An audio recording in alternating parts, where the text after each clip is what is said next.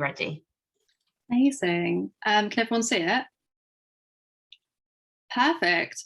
So I'm Laura. I am from the University of Westminster Psychology Department, and I'm going to be talking about the first study for my PhD, which is looking at why individuals spread disinformation on social media. So I just for a second want you to think about this tweet. Now, in the run up to the US elections last year, I spent a lot of time thinking about Trump's tweets. And so if the Dow Jones had fallen by more than 1,000 points when he was president, and this tweet from 2015 appeared on your own social media feed, what would you think? Or even what would you do? Is it something that you would share with friends? Would you maybe like posts that use this image to criticize Trump? Or maybe you actually feel that it's inappropriate or distasteful to share. And I imagine that your thinking about this might be based on your own political ideologies and affiliations, but also your perceptions and beliefs about Trump, and perhaps more specifically, your beliefs about Trump as president. Now, this is what actually happened in 2018, and the post shown here very quickly accumulated over 100,000 engagements itself, except the author very quickly pointed out he'd created the image himself as a joke, but by the time it was taken down, it had already been shared directly by other users, about 100,000 engagements, and ended up on other platforms. But now we know that this Trump tweet is fake. How do we feel about it? Do we declare it immoral because it's fake, even if this clashes with our own beliefs about Trump? Or do some of us make exceptions for it because maybe it was intended as a joke, but also maybe because of who the target was and our personal beliefs about him? And so I only use Trump here as an example because I'm sure many of you will have been able to make very quick moral judgments of his own behavior, whether as president, a TV personality, or simply just his behavior on Twitter.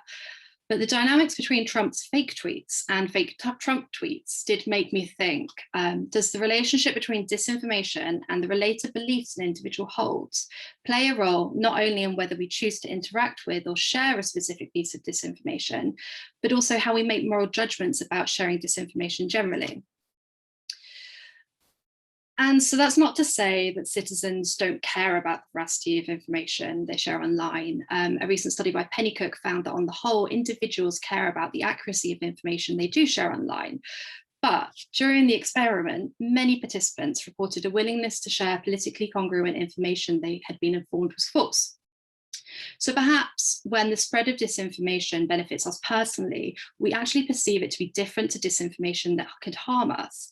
But that would mean we have to set aside other morally driven beliefs we have relating to causing harm, lying, or misinformation specifically.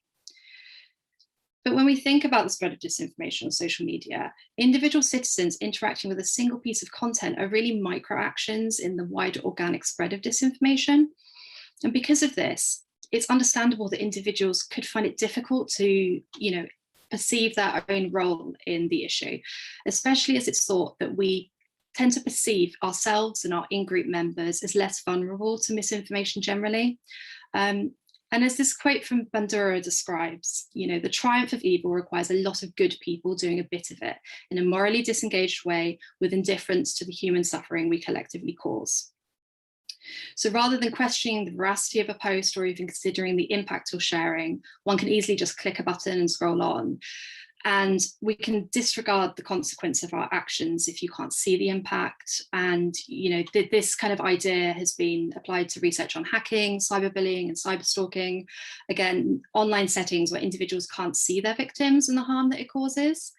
Another moral disengagement strategy is that we can compare our own actions against others to justify them. So in the previous Trump example, sharing a false or misleading post that mocks Trump could just be perceived as inconsequential in comparison to his own actions of spreading harmful disinformation. And if individuals can make these types of adjustments in moral judgments and reasoning in relation to sharing disinformation, then perhaps this could help explain why disinformation circulates within communities of like-minded individuals, whether due to their own actions or indeed inaction. But it also may suggest that while individuals could care about the spread of misinformation as an issue, they may not care about all types of misinformation equally, particularly if it benefits them or supports their beliefs. And this is because beliefs can be thought of as having a level of certainty of a specific outcome occurring. For example, it's thought that individuals who fall both sides of an ideological spectrum perceive their beliefs to be superior or simply correct. And so if social media users are presented with disinformation that not only reflects how they interpret the world to be, and presents an outcome that they could perceive as being highly probable, then disinformation that relates to or supports these beliefs could be shared or interacted with as a means of belief or even identity expression. And also, the expression of these beliefs could be more important to an individual than the kind of moral implications that they understand from sharing disinformation. So, for example, if someone holds an underlying belief that politicians are corrupt, out of touch, that they lie, then would they perceive one of these images that groups like the Internet Research Agency shared in the run-up to the 2016 presidential election to be less serious in comparison to disinformation that can clearly harm them directly in some way, particularly if the message appeals to their identity, and if the opportunity expressed itself, would they just end up sharing it themselves as a kind of low-effort way of expressing such beliefs? And in contrast, someone who firmly believed that Clinton should be president may just perceive these images to be problematic, but ultimately they might also make an exception for other types of disinformation supporting their own beliefs. So in this study, we asked the questions, are individuals more likely to interact with misleading content if it supports their pre-existing beliefs in relation to an issue? And do these pre-existing beliefs also influence how individuals morally judge the sharing of content that they know to be false or misleading? So to test this, the present study looked at two areas of beliefs in relating to COVID, specifically trust in the UK government's handling of the crisis and the perceived risk of the virus itself. And these were measured using two scales, that had statements such as, the government acted in the interest of the citizens in regard to COVID-19, or judging how likely, it is that they may catch COVID-19 themselves. And after this, participants were all presented with the same series of 12 COVID-related images from social media that contained false or misleading information. They were first asked how likely it would be that they would interact with each of the 12 items across three types of interactions, that covered varying degrees of privacy for a user, from liking, sharing privately, for example, via direct message, and sharing publicly, such as on their Facebook wall.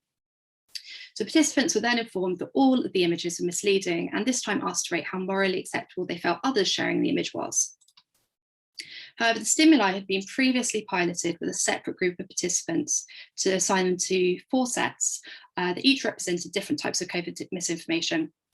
In the top left, you can see an example of a misleading post about the UK testing rate that was categorised as being favourable towards the UK government, whereas underneath is a post about the cost of track and trace that was categorised as being unfavourable towards the government. On the top right, there's an example of a post that was categorised as maximising the threat of COVID-19 and therefore could contribute to a sense of fear surrounding the virus, while underneath is an image that was categorised as minimising the threat of the pandemic. And each of these pairs related to one of those COVID-related beliefs. And so it was hypothesised that trust in the government's handling of COVID-19 would positively predict interactions and moral judgments of favourable misinformation, but negatively predict the same for unfavourable misinformation. In turn, perceived risk of COVID would positively predict interaction and moral judgments of COVID maximising misinformation, and negatively predict the same for minimising misinformation. So it was found that both high and low levels of trust predicted a greater likelihood of interaction with the respective government-related misinformation sets. In other words, participants who reported higher trust in the government's handling of the pandemic were more likely to interact with COVID-related misinformation that made the government look good, and vice versa.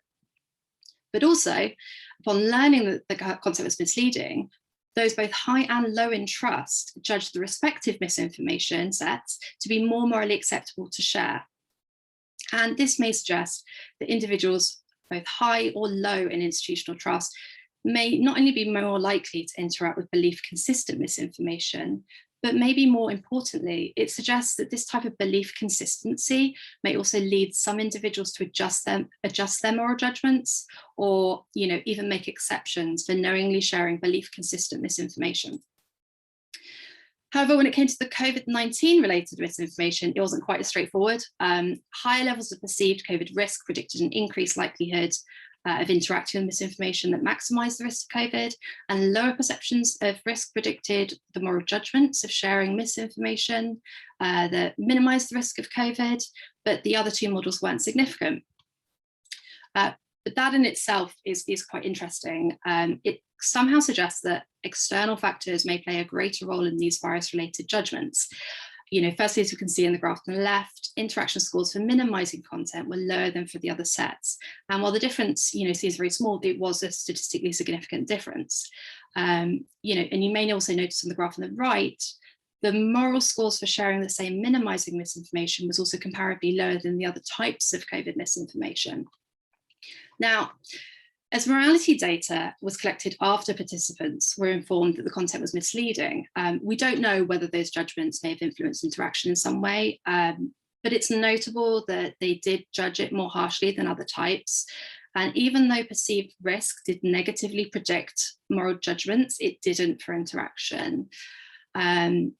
So it may be that participants were more aware of this style of misinformation. And so even if they agreed with the type of content, or even could have interacted with it in the past, at the time of the study, the knowledge that it might not be socially appropriate to share could have played a role in reducing this kind of proposed interaction score. And again, we know that the regression for moral judgments of maximizing stimuli also wasn't significant. And perhaps that's because it wasn't a clear moral decision. And I say this because the majority of participants responded that the sharing of COVID maximizing misinformation was slightly unacceptable, whereas in comparison for minimizing, it was extremely unacceptable.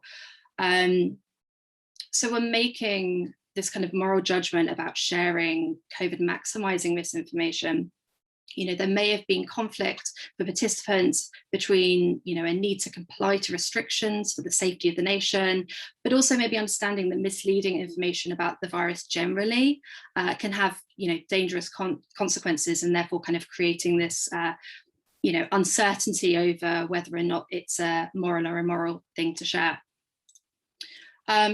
And so generally, the likelihood that participants would unknowingly interact with COVID misinformation was low, but in the context of social media use, that's really not surprising. Individuals don't interact with every post that they see within a platform, but some of the individual items did have up to a fifth of participants reporting that they could like a post, which if you consider the average image on Facebook has about 4% engagement rate, that's kind of something to keep in mind. We also found that individuals are more likely to interact with misinformation, when it relates to their pre-existing beliefs. And, this implies interactions with disinformation are kind of not one way or specific to certain directions of beliefs. In other words, if disinformation is presented to individuals as a kind of pre-packaged content that essentially allows them to express their beliefs in relation to an issue for only the effort of clicking a button, there's a likelihood that they may go on to interact with it. But it was also found that pre-existing beliefs may also influence whether an individual perceives the sharing of known disinformation to be acceptable in some way. And this could help explain why individuals sometimes knowingly spread disinformation.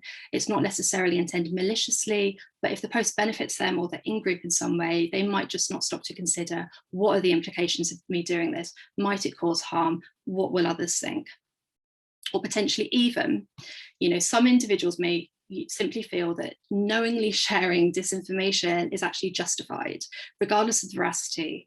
And, this is a really important thing to think about when we're seeing these kind of rise in disinformation targeted towards activist groups or those, fighting for social change. They're often using content that blends in alongside a lot of the kind of visual-based activism we're seeing now on Instagram anyway. And so perhaps, one of the things to highlight here, particularly in regards to polarization, is that often there are plenty of, real and accurate examples that citizens can harness to express themselves and their beliefs. But when we consider that democracy, really relies on having an informed public, content that distorts the truth doesn't necessarily help these individuals achieve their goals. And that's something that we can really, use to highlight. But what these findings do support is that in the context of reducing the spread of disinformation, there is a need to address some of the underlying social issues offline, like institutional trust, so that citizens don't necessarily need to resort to sharing this kind of content online in the first place. We also found that that sharing, COVID misinformation generally isn't a singular concept, and can be influenced by external factors, and that some types of misinformation are less likely to be shared than other types. And so ultimately, the level of harm that citizens can perceive, maybe a kind of an important way of understanding whether or not the sharing, the ongoing sharing of disinformation is kind of morally acceptable or not, and may ultimately kind of help reduce the spread of disinformation, specifically online. Thanks. Perfect.